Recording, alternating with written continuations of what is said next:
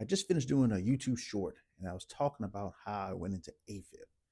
Let me break down for you the whole scenario of what happened. So I want you to stay in tune to find out exactly how I went into AFib and how this happened to me, of all the people in the world, how this happened to me. I'm still can't believe this happened. But let's see how we can learn from this. And I want to share the actual moments of what happened step by step and all that. So stay tuned, guys. You'll love it. All right, so let's get right into it then. I was at work. It's a normal day at work. Where I work in a clinic. I work in, and so um, any emergency that health wise emergency is we have everything there and all that. We have, um, I guess people call it code blue or code um, all the time, not all the time, but a good bit of time in our a clinic.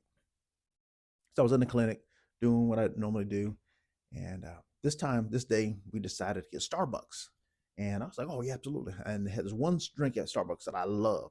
I've been telling everybody about it. I don't know if you guys know about this drink at Starbucks. I just got hip to Starbucks. I know people have been drinking Starbucks for forever and all that. And I was kind of curious why people drink Starbucks and keep going back, keep going back and forth, with them, or going back to them, I should say.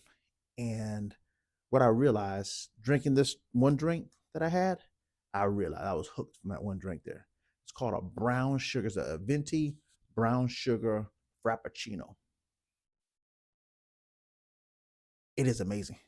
I do what oat milk I do in it, and it's pretty low calorie compared to other drinks they have.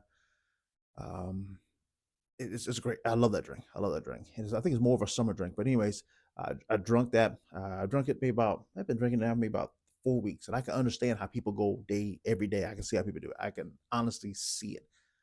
It is that good. I even got my mom one. I even got some other friends bought them. Sent it to them the drink, and they don't even live in the state where I'm at and stuff like that. So that's how much I like this drink here and everything. Most time I drink a drink, I don't have no palpitations at all. And at this day, I didn't have no heart palpitations at all. Most time, if I drink a good bit of caffeine, say if I never drank the whole monster drink ever. And the most of a monster drink I drank was about this much of any monster drink that I had. I drank about this much. That's it. Coffee, I really don't get palpitations with that. I do Celsius drink, I don't get palpitations with that. But just when I drink that monster drink, it's about this much a monster drink, I can start feeling palpitations going. And this day was like any other day. We wanted to order Starbucks, so everybody ordered Starbucks. I said I'm going to get my brown sugar frappuccino. So I got the frappuccino. When I got it, I drank it, and when my friends, coworkers, friends at work, gave me a straw. Normally I don't drink my drink with a straw, but I was like, yeah, let me get drink the straw because I couldn't. It was so solid with ice and the drink and all that. I couldn't drink it actually. So I said, let me get the straw. So I got the straw, and guess what happened when I got the straw? Because it's a cold drink. It's a cold beverage. Guess what happened to me? I got a brain freeze, and of course I still wanted to drink it. So guess what I did after that? I didn't wait for the brain freeze to go away like a smart person. I said, I'm gonna endure this brain freeze. Got the brain freeze, and I'm sipping through the straw again. And next thing you know, this time I got a chest freeze. I'm like, oh my goodness! But I still wanted to drink some. I didn't really get any of it. I'm thinking, okay, I want to taste this drink here. So I did it again. And guess what happened? Now I have a throat. My throat is frozen now. And I started coughing. So I'm coughing, and everything. And I'm sitting in the back coughing. And when my coworkers, I got up and I went to go see when I got up and I looked at my watch first, and I looked at my Apple Watch. My Apple Watch said 2 minutes ago my heart rate was at 72, and at this moment my heart rate was at 153. I said 153. I'm looking, and no one else noticed now. And this, the brain freeze kind of going away, but I still have a little throat freeze going on here. And I look at my watch, 153 right now. I was like, I don't feel right. So I went talked to my coworker. Can you do a blood pressure? She said, yeah, absolutely. I can do a blood pressure on you. So I went into the room because we had a room next door, kind of a prep room next door. Went there, sat in the chair, and she tried to get blood pressure on me, and she couldn't. She said, it doesn't sound right. So she went next door, came back, and she said, why don't you sit on the stretcher? So I laid on the stretcher, and she said, still can't get it, but something's not right here. Let's put a EKG on you. You put the EKG on me, hooked it all up. And I'm laying on a stretcher. I'm thinking like, something's not right here. And and then noticed I was in AFib. They noticed AFib or SVT. They didn't know. So the EP doc comes over, and now it's like 8 people standing over me. I'm thinking like, what the heck? I can't believe this. I'm thinking like, this was not part of my day I was going to have at work. This wasn't part of my plan at work. And I'm kind of in denial here. I'm thinking like, okay, this is really happening right now. I'm having all these people looking over me. Most time I'm on the other side looking at patients. And now this time people are looking at me. So from there, um, EP doc said, yeah, he's an SVT, maybe AFib. And they looked at it again, no, he's an AFib. So I was like, oh my Lord. And I wasn't feeling the best, of course. Totally different. I was feeling from before I had that drink.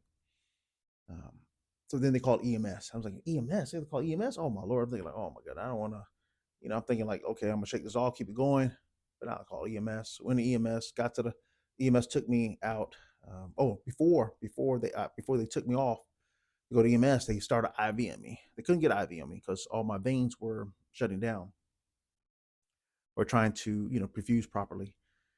So then they finally got a vein on my right side. They got a vein on this side here, and they pushed metoprolol. Metoprolol is supposed to be a rate controlling medicine here. It's a beta blocker basically, and it did not work. Didn't work at all. So EMS came, got me, brought me into the ER, and they're watching me the whole time. Of course, put another EKG on me and took a rhythm strips and everything like that. Checked my heart rate, and did blood pressure in there and everything. Blood pressure was good. Blood pressure was decent and everything. My heart was just going. Heart rate was 92, 140, 82, 122 was bouncing back and forth, just like AFib does. Got to the emergency room. When I got there, um, it was so packed in there. I was like, oh my Lord, this place is packed. So I was on a stretcher right around the nurses station there. There's people in the hall. They had no beds free or in the ER whatsoever. Finally, one came available. I got in there, and they gave me, if you know meds, all they gave me ammo. They gave me, or it was called amiodarone, and I can't say it properly, but basically call it ammo. That's what they call it short for. So they gave me that, and that supposed to hopefully will convert me back. Also, they gave me another dose, a bolus of metoprolol they gave me, and this hopefully will bring my heart rate down while the ammo is working on getting me out of that conversion. Had 2 docs came to see me. Also had nurse practitioners waiting for me. This is all part of the clinic I belong to. They actually do rounds in this hospital here. So they're all waiting for me. And when they're waiting for me, I'm still in shock that this is actually happening to me. This wasn't part of my plan. I have my book bag, I have all my stuff with me and everything. This wasn't part of my day at plan at work and stuff I had planned for this weekend. So finally, they got me a room, and doc came, nurse practitioner came, everybody came at different times, and the doc, he wanted to give me ammo, and then he said if ammo doesn't work on this day, and that was a Thursday, and he said if it doesn't work today, if it doesn't work by Friday when I get here, we're gonna have to convert you. And I was like, oh my Lord, they're gonna have to shock me, basically shock you, and sedate you, then shock you. And what I've heard about people being shocked from patients, I always heard that that's basically almost like getting kicked by a horse in your chest. And of course, no one wants that. And of course, I don't want that. I mean, I know I'm getting experience of how a patient feels, and I really have admiration. I have a lot of passion or uh, compassion for people that are in AFib all the time or don't even know when they're in AFib and stuff like that. Um, so I got the ammo, got the metoprolol. I'm laying in bed. Doc comes. He says, "Hey, if you don't convert over, we'll have to shock you next day." So okay, well, hope I convert over.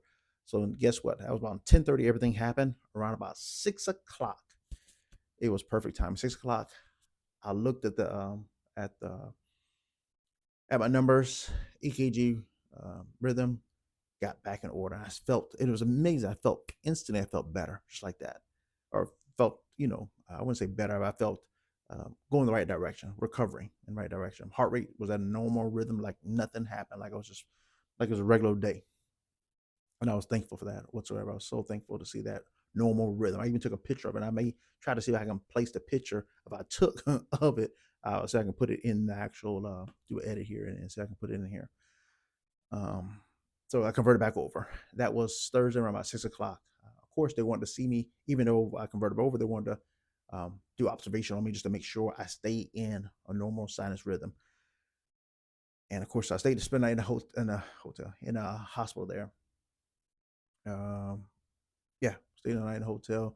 I'm in a hotel hospital. Another nurse came on, talked to them. They told me what the deal was and all that, and gave me a little more metoprolol just to make sure and stuff. And everything went well there.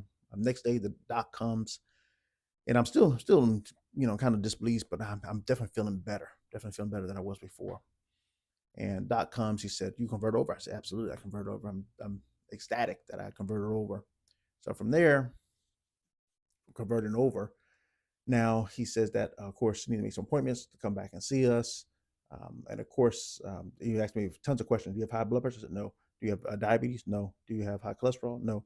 And then he was basically has something called it's a rating scale.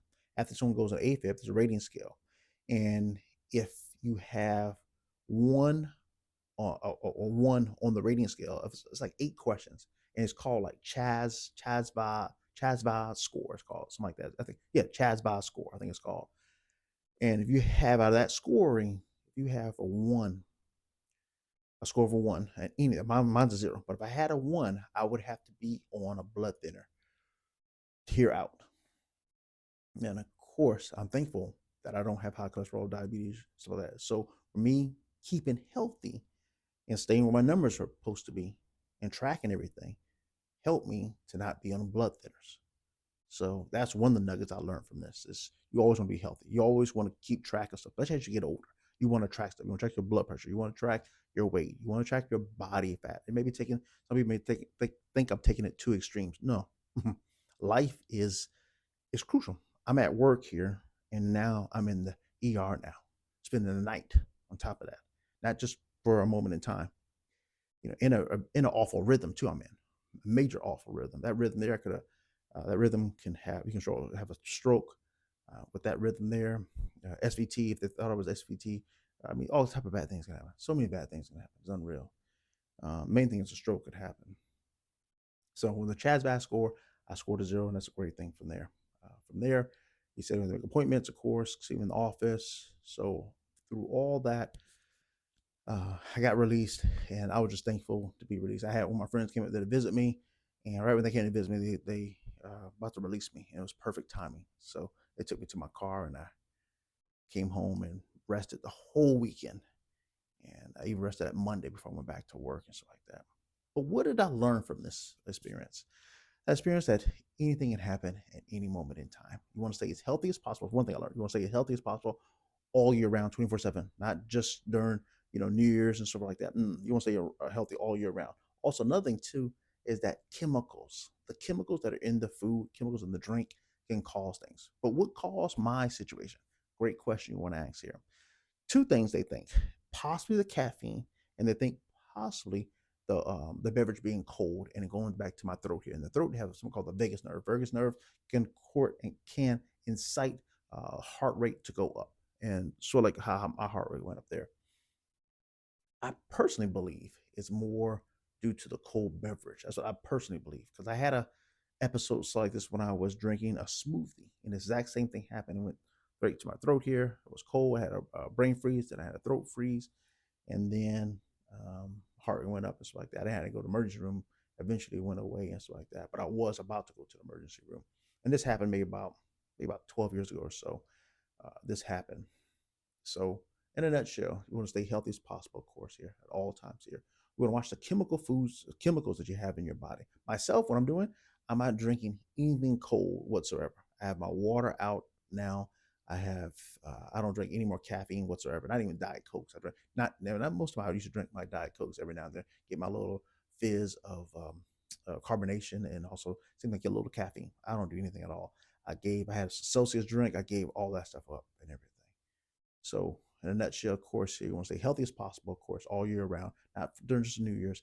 You want to watch the chemicals that's in your food. And of course, that's why a lot of the food I take in, I want it to be organic, non GMO, of course, organic, non GMOs, as well as no, just no other chemicals, whatever. I want to be straight from the source.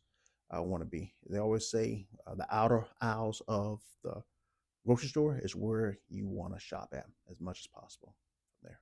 So that's in a nutshell there. My story, guys, what I learned. So remember, stay away from chemicals as much as possible. That's what I've learned from this right here. Was it caffeine? I never had caffeine. I never had palpitations whatsoever. I believe it's due to the drink being cold. That's what I personally think there. It could be a combination of both. A lot of research out there shows it could be both. It could be.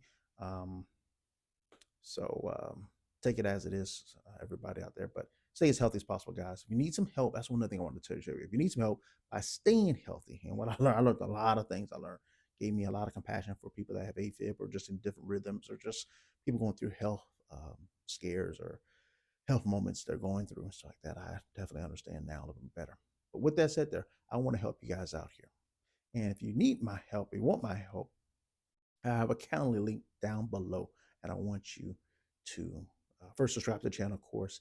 Reach out to me in the Calendly link. You'll see my days I have available there. Mainly on weekends I have available. And set an appointment with me, and let's get you on the track of longevity. Not just longevity, just being here and not truly being here, but no, being here and have quality of life. That's what you want. It doesn't matter what age you are, 20, 30, 40, 50. They've been seeing a lot more people having issues with their heart due to, of course, it goes back to the food and chemicals and stuff we put in our body. It could be drink, it could be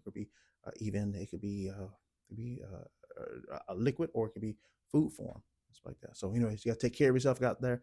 Uh, Definitely, if you need help and all that, get the calendar link down below. Subscribe to the channel, like the video here, and I'll talk to you guys real soon. If you have any questions for me, or anything at all in general, put it down at the bottom. Take care of you guys. Talk to you soon. Take care.